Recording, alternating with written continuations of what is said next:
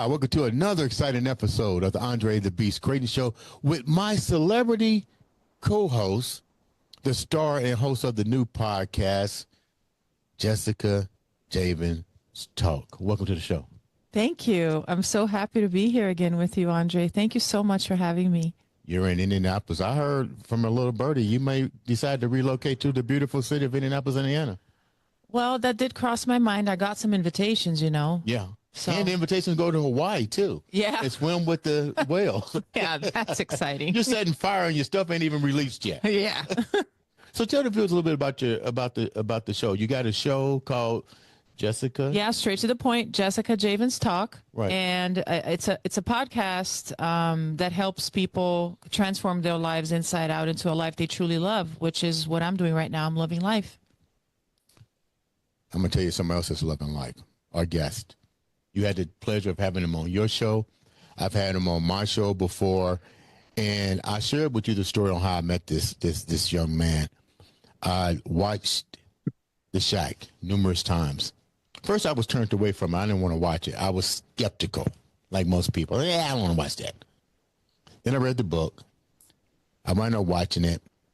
Then right after the movie, something else remarkable happened that changed my life. Watching the movie is one thing and reading the book is one thing. But when somebody does a documentary, thank you. It's my Latin accent that makes me forget these things. But I saw him share the true meaning behind the book, the movie, and I resonated with him in his universal way of looking at the world. He didn't look at the world from a religious base like most people do.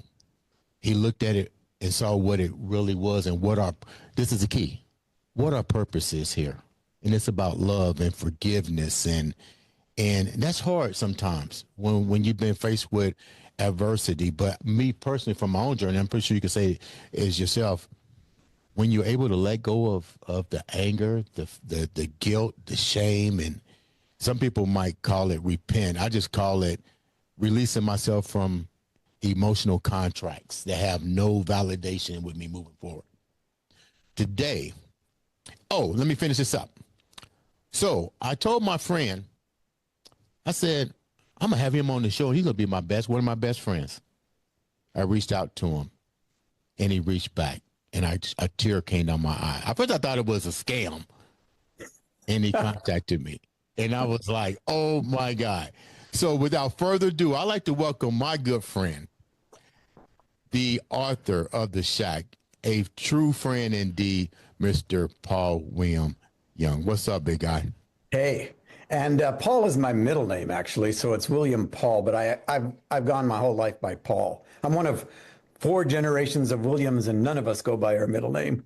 And none of us go by our first name. We all go by our middle names. Well, you know what? You could have been called Billy. And people who've read the book and watched the movie, they think Willie, the character Willie, might be me, but I'm way more Mac. Willie is actually based on Kim, my wife's dad. Willie lived with us for 17 years. His name was Willard, but we all called him Willie. And one of the kindest, most present people. And really, when Kim and I were going through a real rough patch, right, Willie is the one that stepped in. And my kids absolutely adored him. He passed away on his 92nd birthday in his room, in his suite at our house. And what an incredible human. So, yeah, Billy, I just never was a Billy. The reason why I say that, my dad's name is William. And they call him, and they don't call him William. They call him Billy Joe. They call him Billy Joe. Yeah. And I was like, I remember telling him, I said, well, Dad, I kind of like the name Billy Joe. It sounds cool. Yeah. Well, it's way better than just Billy. For a lot of so what I'm going to do is we're going to venture into a little bit about who you are. If you watched the second season that you were on, we really got deep with the making of the shack. But you got a new project coming out that we're going to talk about too. But before we talk about the new project that you're embarking in, tell the viewers a little bit about who you are. If they don't know who you are, they never seen the shack. Sure. So, ordinary person, really, well, with a kind of an extraordinary world. And I think it should be extraordinary. I think that's what really amazing people are. Everybody wants to be extraordinary, and they've never even been ordinary. And so, you know, for me, I am Canadian born, but at a year old, my parents and I, firstborn. So my parents and I moved to the Highlands in a pioneer missionary role of New Guinea, which is the big island right above Australia. And it was pioneer missions. We went into a place that had never seen a white person before, Stone Age culture. They were tribal, agrarian culture, practiced some ritualistic cannibalism, and very heavy into spirit worship, all that kind of stuff. And that's where I grew up. So I grew up inside of a completely different culture than here, but it was the culture I knew. It was the language I knew. It was the first real fluent language that I had.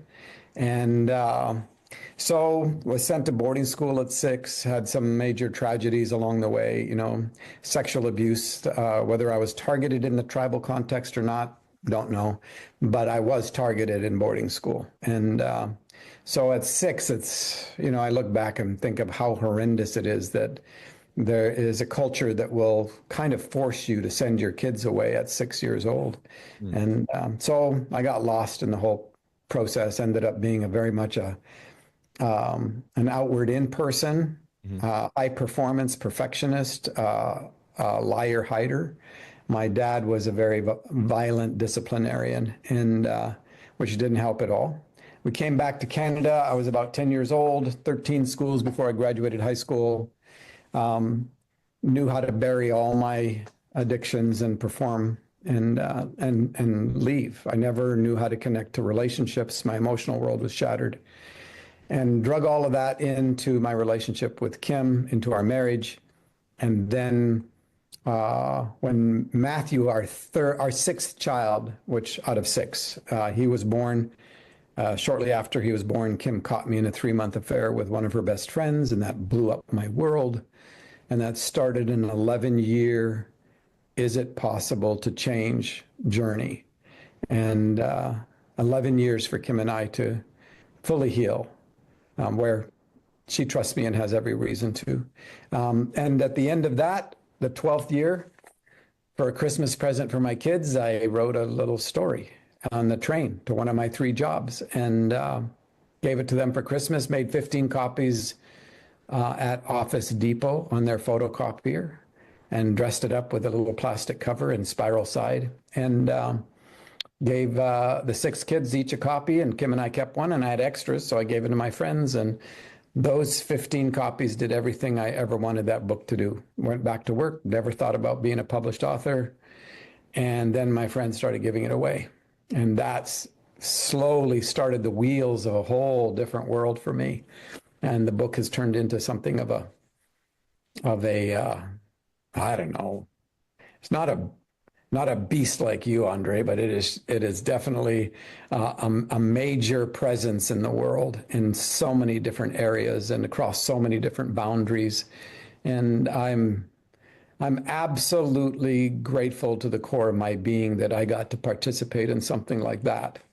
And here we are, all these years later. I wrote it in, well, it'll be 20 years, because I wrote it in 2005. It was self-published basically in 2007. Right. And by 2008, it was already, it showed up. And I don't know this world at all, so it was kind of a big surprise, but it showed up #1 on the New York Times list, and it stayed there for 49 weeks at #1. And I think they just got tired of it. So, you know, they found something else. But anyway, I mean, how does that ever happen? Yeah. And now this little book's right in the top 50 or 60 fiction novels of all time. And you just like, this is. How did how did it get into the hands of producers? Because I believe the movie surfaced in 2017. Correct. Well, a couple of years before that, in order to make it, it released in 2017. And, you know, the guys that helped me publish it at the very beginning, they wanted to do a movie from day one. And so our goal was to just get some publisher interested enough. And 26 publishers turned it down, either by totally ignoring it or by sending us, thank you, but we're not interested. And They're mad. You know they're mad about that, right? oh, I've had a few conversations No, where they didn't just look at it. well, They didn't even look at it. the ones that didn't know where in a store they would ever put this thing, and they which was a common problem.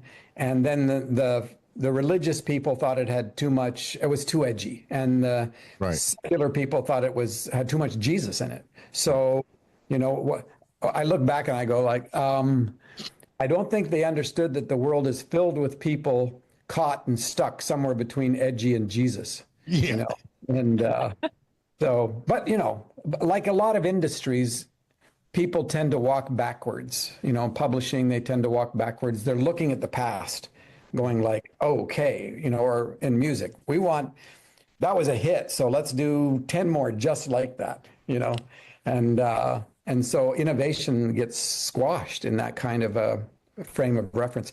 So, you know, how did it get into the hands? Well, at one point it became, and I had told the guys that I wanted to keep the stage production rights, but I would at one point give them the movie rights, which I did. So I let go of all creative control.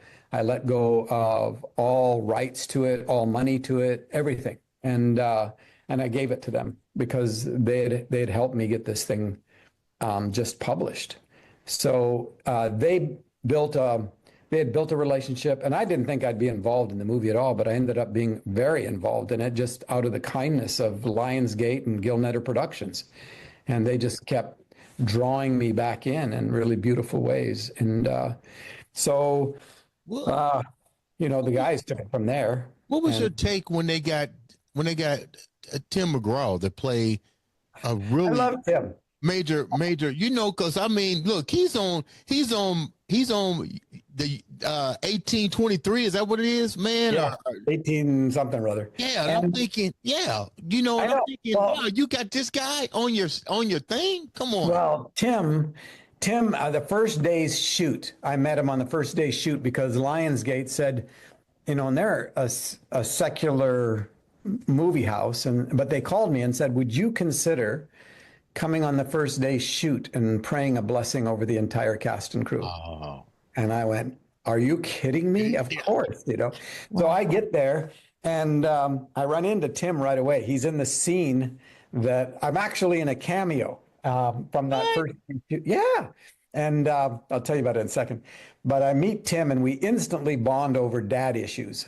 And so it was so sweet. And he is a very kind person. He plays Willie. That I told you is based off of Kim's dad, and man, he was so good at that role.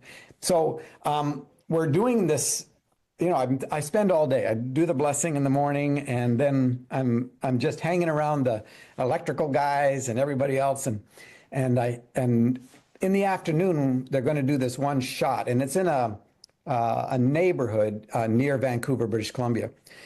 And I hear Gil Netter yell out, "Hey, Paul, you want to be in a cameo?" And I'm thinking, what's a cameo again? And I'm like, you mean like in the movie cameo? He said, yeah. He said, I've never shot a movie and an author was still alive, that I didn't put the author in it somewhere. Right. And I said, absolutely. I'd love to do this. So in the movie, there's this scene where they're packing up all the kids to go camping. Yeah. And Nan's going to go her own direction. And Tim, Willie, walks up with a dog. And he's coming to say goodbye to Mac and the kids and all of this. And so it's this interchange between the two of them. And Gil says, okay. And he sets it up. He says, when we've got the camera on Tim, We're going to just have you walk through the scene. You're just in the neighborhood, walking through the scene in the background. And I'm like, that is a piece of cake, right? I've walked most of my life.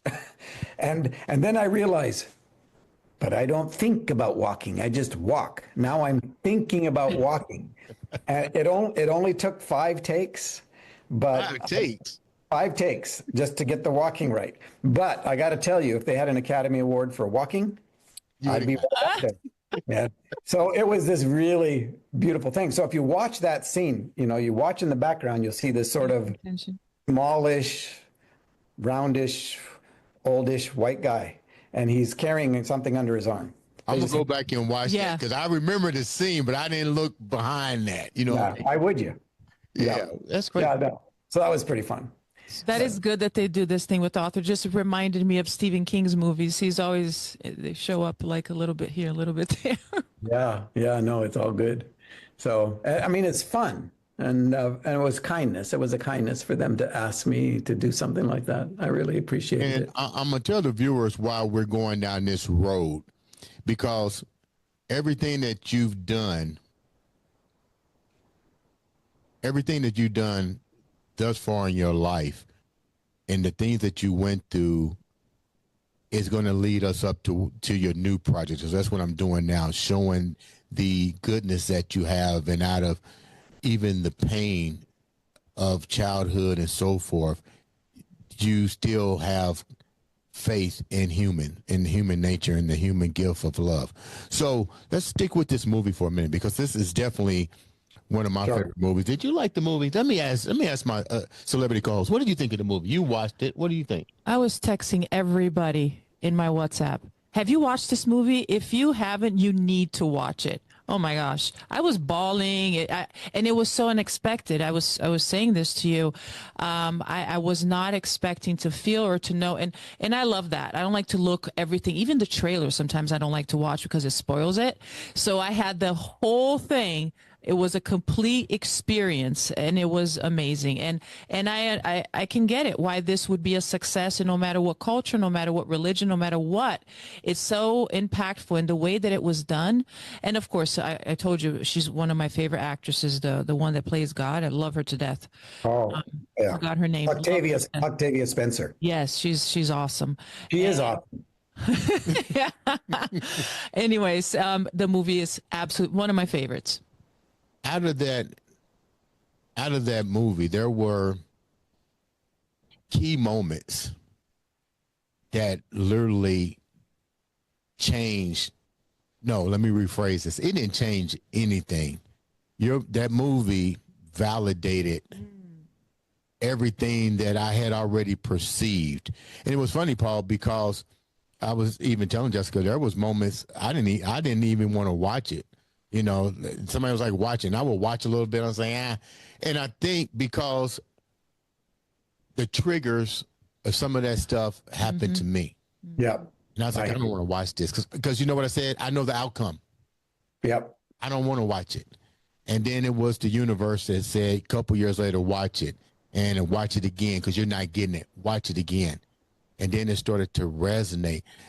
The most impactful moments, I'm going to ask you, Jessica, first, and I'm going to ask Paul last. You watched the movie. What was 3 of the mind-changing parts of the movie for you? I did have validation, but the validation for me was not the trauma. It was how the God, Jesus, and the Holy Spirit were being portrayed. That for me is what resonated, and that's what I always felt, but it kind of painted the picture in a perfect way, and the fact that the moment that he goes there and he has to start digging and planting and starting to grow, the way that is a life lesson right there. That is something that every human being should see, just that scene right there, because we all have things that we need to work on. We all have our issues or trauma. So that in itself gives the right amount of importance and the right way of doing it, and in the most unconditional, loving way possible. And that is what we need to be. And that's what we were created in that image to be able to portray that kind of thing too. So anyways, that part for me, when he goes back to the shack and I'm like, who's this guy? Why is he coming? Like, he wrote the note, like, who is he? You know, and it was like, oh my God. Anyways, it was amazing. Literally. Oh my God. Oh, you was part of the movie. I agree with you. That was the part that really impactful, when you saw the way that the Holy Trinity was presented, and the message of faith, and the message of the other part that really resonated with me, which I think people, and let me clear this out right now so people don't go all off into some bullcrap tantrum. Well, I'm not preaching religion. I'm preaching a beautiful story on how we need to learn to get along with each other. One of the biggest sins that we've done on this to each other is judgment. I thought the part of judgment where the cave scene was beautifully, that was brilliant written. That was brilliant. Beautifully written, but it didn't leave out the human aspect. No, not at all. Not at all. He was still angry. And the other part was when he went to the medicine man. And the medicine man said, he's my son. Yeah. Yeah. And I was like, and then when he told me, he said, this is going to be the toughest part. And then something else he said in there that was really, and I'm trying to tell people to watch the movie so they can get a better idea of not only your in-depth to life, but even when he told that guy, he was like, this is going to be the hardest part of your journey. Yeah. Medicine man. He said, you might have to say you forgive somebody. And that was key. I listened. He said, you might have to say that 1,000 times, but it'll get easier. Yeah. It's a process. And then when he saw his father and his daughter, it was mind blowing, because it made you realize that we exist here and we exist now. We exist in eternity. Mm-hmm. Yeah. Beautiful. We create our heaven on earth, and we can also create our hell. But then the last part of this that I'm going to go give it to you, where the guy says evil and good permeate together. You have to figure out, you have to struggle with it. You have to struggle with it. That's part of life, but they exist. One doesn't exist without the other. Wow. Yeah. You can have good without evil, but you can't have evil without good. Right. And I was like, holy crap, man. So the answer, we shared our part.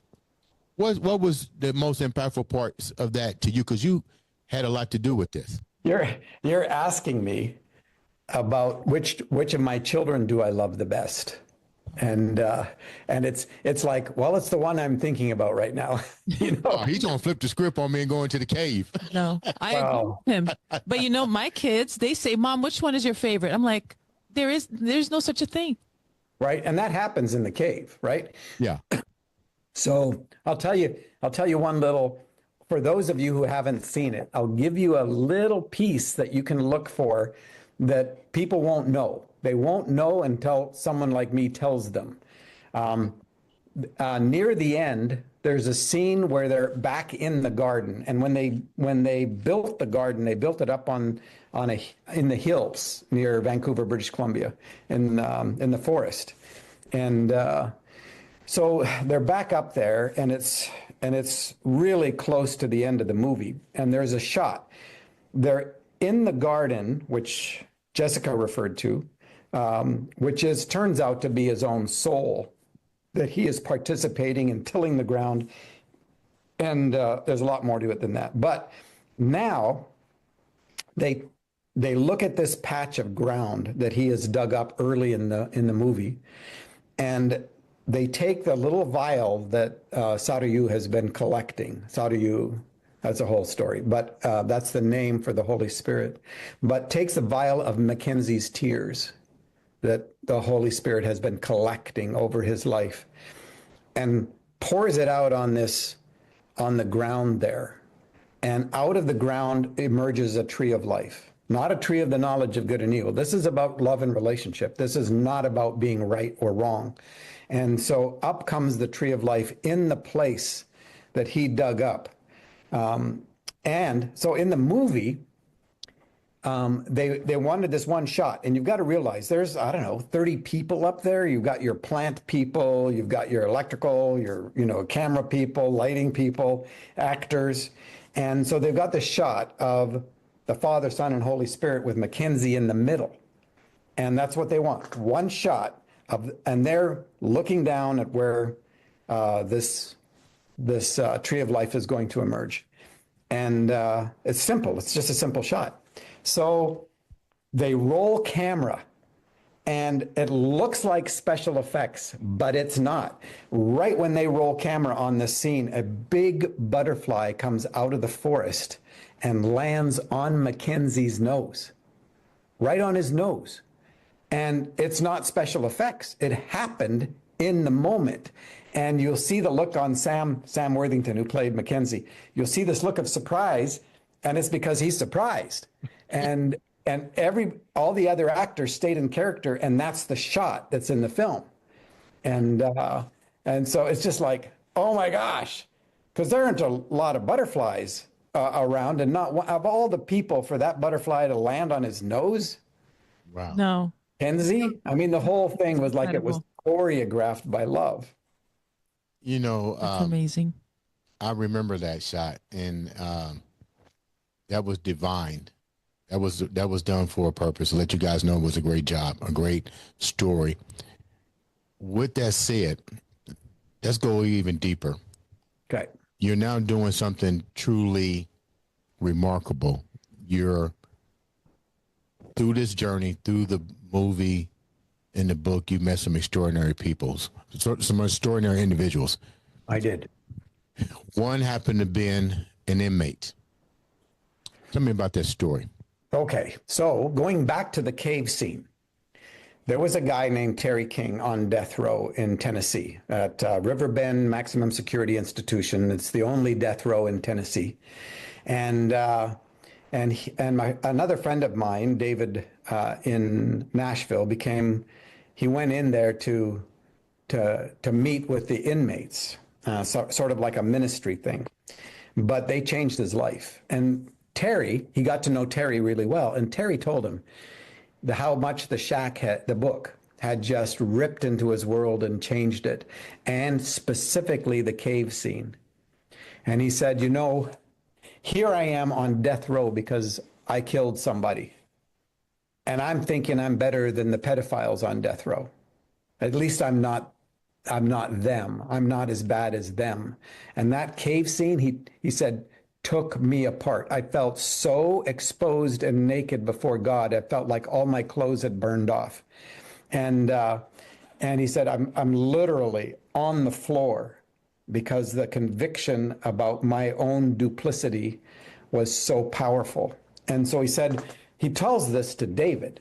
David comes to me one day and he says, hey, I've got this friend, Terry. He tells me the whole story. And he says, if I get a copy of the shack, would you sign it so that I can take it into him? And I said, no. I said, but if you can get me in with you, I'll go with you. Wow. And so we went in and met Terry King and Ron Cawthorn. They were the first two that I met. And this is about 7 years ago. And then I became friends with a whole group of them, about a dozen guys on death row. And there's 40 some guys on death row. And truly they've become my friends. I mean, there's no other way to explain the relationship that I have with them. They get to call me. They get 30-minute increments, so they call me, and every time I'm in Nashville, I go see them. And since I've been there, 4 of the guys have been declared innocent, even though they've been on death row. All 4 of them, one of them 41 years, but the others like over 20. And it's crazy that we have a system where people, their cases are not heard, or if there's a problem, they're not reheard or reopened or reexamined. One of the guys that has become a very, very dear friend of mine is Kevin Burns, and he goes by KB. He says, I like Kevin better because it's what my mama named me. And Kevin is an extraordinary human being. Everybody that knows him and his stories, they know he is innocent. And trust me, I know that most of the guys on death row, and most of them will admit it, are absolutely guilty. But and they own it, and they have done whatever they can to try to make amends. And there's no way that you can bring somebody back from the dead. As far as you can't do it. So Right. that idea of justice doesn't work. An eye for an eye. What's interesting is that that's the Mosaic thing, and that's what a lot of people, well, an eye for an eye. And Jesus says, you've heard it said that an eye for an eye, but I say to you, turn the other cheek, love your enemy, etc. So Kevin, over his years, he's now been 33 years on death row, and he is a light on death row. He's become an ordained pastor. And you're talking about somebody who's innocent the whole time. He starts every day with today, the best day of my life. And but every day he interacts with everybody that's on death row. He prays with them. He helps them write letters. He talks with them when they're struggling with something, helps them connect to their families or whatever he can do. And he's been doing that. He is now, and we believe this is true. I might be wrong, but he is the only inmate, properly ordained pastor of a death row church called the Church of Life. Wow. And so I've gotten to know KB really well. His case is it's a horrendous example of how things can go wrong in the whole judicial process. And as a result, Tennessee just started again putting out their execution calendar, which 4 guys are on it, and I know 2 of them. And the next group is going to be 5 guys, and KB is one of them. And so there's a group of us that are trying to not only get the word out about KB and about having somebody take a look at this, but we're also trying to meet with the governor. We've met with the governor and staff once, about 5 of us, and we're gonna try to do it again. One of the sort of traditions that's not law or anything, that a lot of times the governor and his staff won't look at a person's file until they have an execution date. So meanwhile, KB is sitting there waiting for somebody to look at his file all these years. But he's a bright light. If you met him instantly, you would love him. You look at his eyes and you see the light that comes from his eyes. But he is funny, kind. He's kind of an old-time black preacher, and he seems 20 years younger than he actually is. He is full of life, and again, every day. The reason why he says today, the best day of my life, he got that because he was in church one time, and the pastor was all worked up with a good sermon, and there's 2 little stories about how this happened, but I'm going to just choose the one that I think's in KB's book. And it's the pastor finished the last line of his sentence and said, today is the best day of my life. And he died. He had a heart attack and just died, dropped behind the pulpit. And so, and KB was a young man at the time. And so he just sort of adopted that. And he does it every day today. Even when I've been through some really hard days with him, as far as the legal process and things, he says, today's the best day of my life. I'm right where God wants me, where love wants me for now and for today. And so when my time here is finished, then I will leave this place. And he believes that he will actually leave this place walking out rather than in a box. And so we are working to see if we can participate in making that happen. Paul, based on who you are, I always have to realize that a lot of times you're going to be met with human eyes and human judgment. And I'm pretty sure you get Why invest in them? They're criminals. Yeah, animals, Yeah. right? Why even take a why even take an interest in it, knowing being who you are? But the universe puts people in your life for a reason. You walked in there for a reason. You seen what is called justice gone wrong. Let's call it what it is. Justice gone wrong. You know, if for no other reason is they are human beings, if for no other reason, and human beings have unbelievable eternal value. And when you meet another human being, you are in the presence of someone who is important, valuable, worthy of life.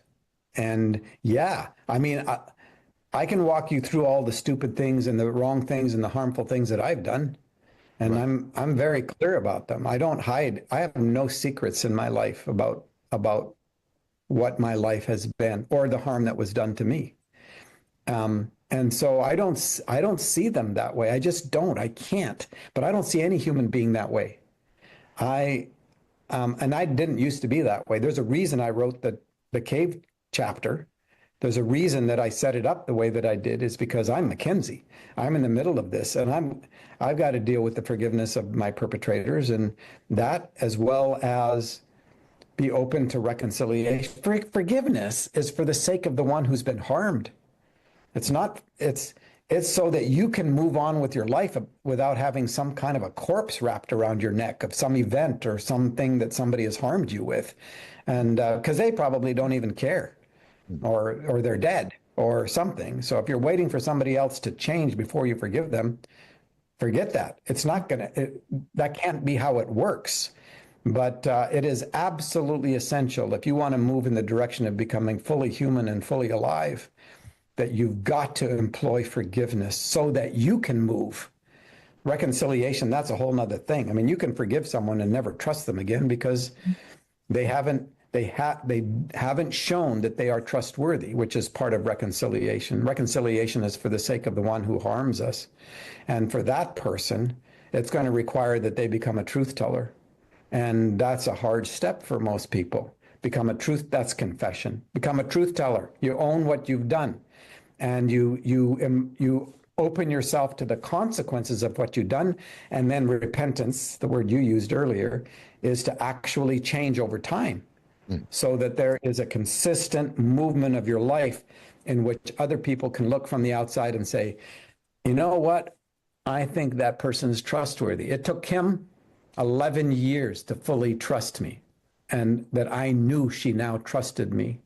And 11 years is a long time. Yeah. So, hell and heaven, kind of like what you were saying, Andre, they're sort of relationships to love. You turn your face away from love and you'll find yourself in hell, because it is such a hard thing. I mean, when Kim caught me in the affair and my whole world broke down and my kids and the harm that I'd done, that was hell.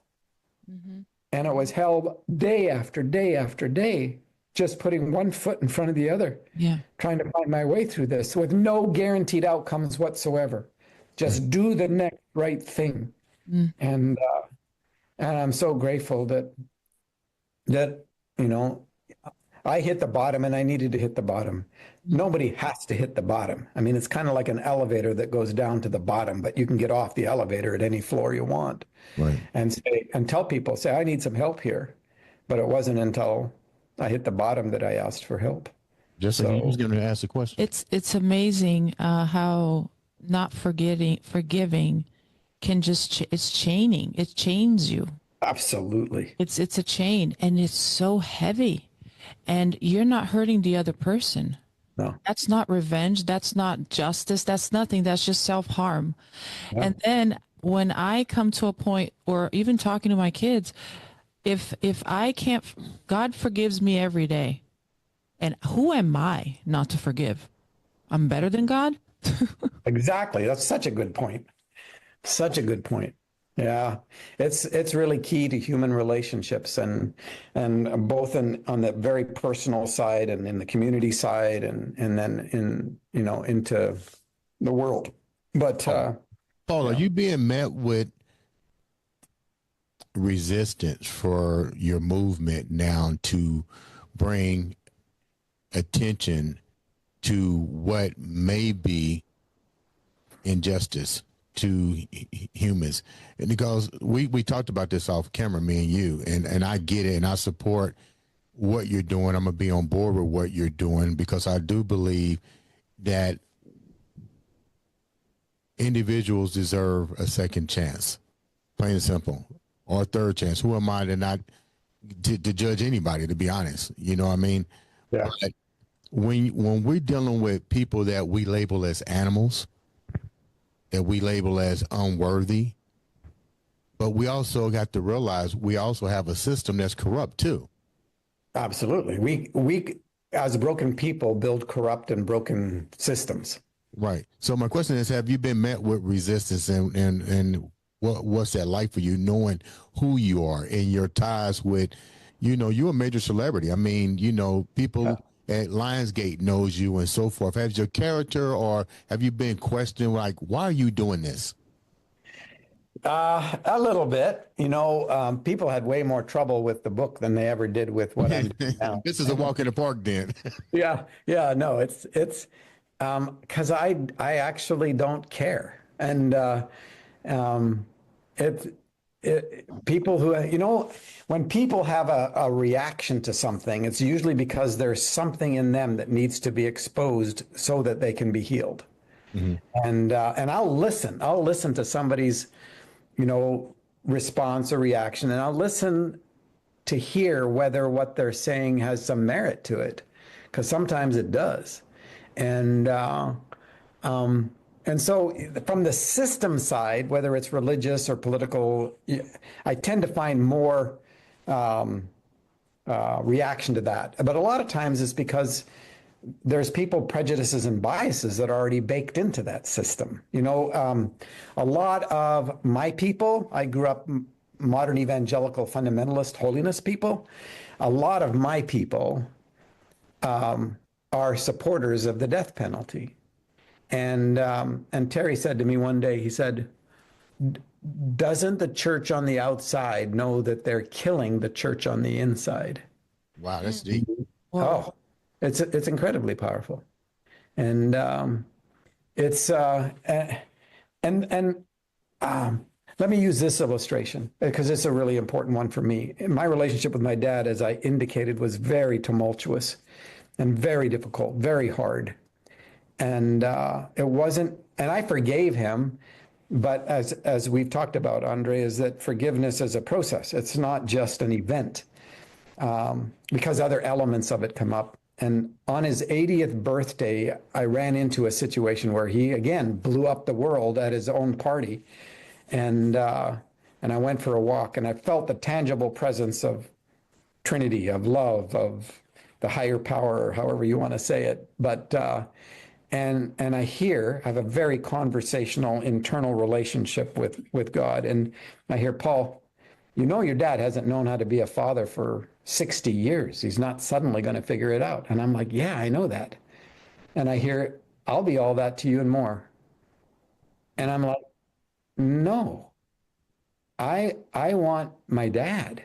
And here, he's 80 years old. And I'm like, and I realized in that moment that I had trapped him. I had trapped my dad. And the reason he blew things up, the mines that I planted in the fields that I then led him onto, that he blew up, those mines are called expectations. I created a set of expectations, and he eventually stepped on one and blew up the place. And then I was mad at him. And in that moment, a couple things happened. One is I released him from all expectations. What happened is, second thing is that I let him become a human being, which is greater than being my dad. Right. To be dad is a subcategory of human. And I let him become human, and suddenly his story mattered, his listening to him mattered, all of these things. I was talking to the guys on death row, and I was telling them, I said, look, it's kind of like I have these two photograph albums in my inside heart. I have the one album of everything that he's done wrong.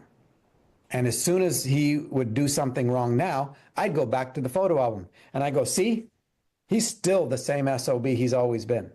Because I'll look at all these pictures when he did this and when he did this and when he did this. And I said, that photo album is well used. There's another photo album that's kind of locked away in a little corner cabinet that's dusty. And that one is the things that he did well, like that he was good at telling stories to children. He was good at getting up in the middle of the night and going, helping someone, digging out their driveway in the snow, whatever it was. But I didn't want to look at those. Because they violated how right I am about this photo album. Mm-hmm. And I'm telling the guys, and one of them says, that's the justice system. Mm-hmm. They put you into a box, a frame around the photograph, and you're not allowed to change. You're just not allowed to change. There is no redemption at all.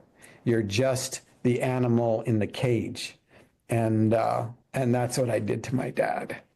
And yeah, finally he, and when I let him out of the cage, I let myself out of the cage. Right. What's the phrase that KB says every day? Today is the best day of my life. And you're in the process now of working with I Am Beast and myself Productions and to create a podcast, the KB story, and the tag is today is the best day of my life podcast, the KB story, hosted by you. This is a podcast designed to do what? Is it designed to bring his side of the story on what he's going through, or is it more a podcast designed to educate us as to what's really going on in the system and to take a broader look at it, not to judge, because I think that's where I think people need to get out their mind. It's a podcast designed to allow KB and other individuals on death row who may or may not be wrongfully accused, but more importantly, to have open mind and to become humanly passionate, say, you know what, let's use the system the right way and really go back and investigate these individuals that may have had public defenders, that may not have had money, that may have been young during the time of the crime in general, but more importantly, to open up to magnify the complete picture. Yeah. You know, if I was really smart, I would know the answer to your question. I think story has power just by its presence. And I don't have an agenda. I'm not trying to present an argument against the death penalty. I don't think that's necessary. I think that if you can open up the human heart and the human heart begins to soften, then there's no question about how wrong it is. But that's just a very side kind of thing. That's not the purpose of this. I'm doing something that's on my heart. You're doing something that's on your heart, and we'll see what happens with it. It's story, and every human being is a story. If you could throw a dart anywhere in the world on a map and then follow that dart down to a single house, to a single apartment, somewhere in the middle of some city in some part of the world, and you started listening, you would have a story, and that story would matter. And so with KB or Terry or Harold or Purvis or any of these guys, Akil, story matters. And by just allowing somebody to escape the categories that we have created, it's interesting. There's in the Greek New Testament, there's a word for accusation, to accuse someone. And even the Satan is called the accuser, right? But that word in the Greek is kategoro or kategorizomai. It's where we get the English word to categorize. So if you want to accuse people, you just stick them in a category. You know, they're black, they're white, they're Asian, they're on death row, they're a feminist, they're a Democrat. Every time you create a category, you're now eating of the tree of the knowledge of good and evil and not the tree of life. It's all about being right and somebody being wrong. And then you trap them, and you can annihilate. This is what Hitler did. You create a category, and then you can annihilate the whole category. And what we're doing in the story is to let people out of the box that we have created and put them in as a category, so that Terry is Terry King, who was born and raised in Knoxville, Tennessee. KB, West Memphis, right? He was born on this day to these parents, this family, good family. And this is what happened. This is the run-in with the police at that time. This is what then happened in the court situation, in the criminal trial that was so desperately wrong. And this is where the system as it exists I'm glad is failing. It's just not working. I'm glad that you're taking a stand, and we need people like you to really look at the system and try to mend some of the pieces. It's going to be met with resistance, but I got a feeling we're going to do something. We're going to shake some ears here and allow KB to really share a story, because that's what we do here. Everybody has a story. You know, that's why the platform's there. And now it's easy to let people hear your story, and a lot of times that's all it needs. It needs to be heard so people can start to react to it. And if I don't know, and your stories lie dormant, they remain dormant. And my hat's off to you. We'll do whatever we can to get the podcast out so KB and the guys can tell their story. So once again, you can get to know who these people are. They're not a number. They have a story. They have a life. They part of a system that, this is the thing about it, is people only want to react when something happens to them. That's the bottom line. If you watch the movie The Green Mile, that was very powerful. A circumstance, very powerful situation that was very deep, and unfortunately at the end, only one person was allowed to tell that story. Now I asked myself this when I watched that movie: should Tom Hanks and the people that knew the gift that guy had, they clearly saw what happened. What if, and it's for the people as it relates to this podcast we get ready to do, of the KB story, just imagine what would have happened if those people in power, he ran the jail, he knew the commissioner, that's the start right there. That would have caused a ripple effect. But everybody lay dormant until that guy got the electric chair. Everybody was afraid. Thank you. Everybody. We need to stop being afraid, and that's what I mean with you. You're not afraid. This is what it's about. This is that beast mindset. We're going to make that happen. We're going to do whatever it takes to get those voices heard. And we're not asking people to condemn. We're asking you just to listen and realize that we're dealing with a system that it can happen to anybody at any given time, whether you're black, white, whatever. Wrong place, wrong time, is what they call it. Yep. And I'd like to, even in doing some of this, someone like Cyntoia Brown, and I don't know if you know her story at all, but at 16, she killed her pimp basically, and ended up life in prison, but is now out. Powerful person, powerful speaker, beautiful human being. And but she has a story, and she's a voice in the middle of this. So not only the guys that are on death row, but there are people who somebody heard their story, and it matters. Cyntoia's story is off the charts cool. But again, a great example. So there's some things that we can do with this that, whether it's an ongoing thing or whether it's just like a series, We're gonna do a series. We're gonna do a series. I already got it. I already got a program, Paul. It's already in the making. More power to you, brother. Yeah, we're gonna get it done, and let's try to. We're gonna when we launch it, it'll be this spring. We're gonna launch it this spring, the sooner the better. Get the word out. And my hat's off to you, Paul. You're definitely a great friend. You were sent to do this for a reason. I'm a firm believer of that. I'm glad to be a part of helping you with this journey. We're going to have you back. I'm not going to hold you up. It's been a beautiful day. I like the fact that you came and shared this story. When you talk to KB, tell them I said hi, and the other guys, and tell them we hear their voices. We're going to make sure everybody else hears it. Jessica, thank you so much for being my co-host. She's been quiet. Paul speaking, what he's doing with his life is just so amazing. I'm just immersing myself completely in what he's saying. It's just fascinating. And thank you for everything that you're doing, Paul. It's amazing. You know, from my side of it, it's very simple. It's just staying present and doing the next right thing and trusting the ripples. That's how simple real life is, as far as I'm concerned. You learn how to stay present. You respond to that which is in front of you only. You don't create imaginations that don't exist, and you don't make your choices based on outcomes. It's just trust the ripples. Be real in this moment. Respond. Trust the ripples. That's the best takeaway for our listeners, huh? And I'm going to end it with this.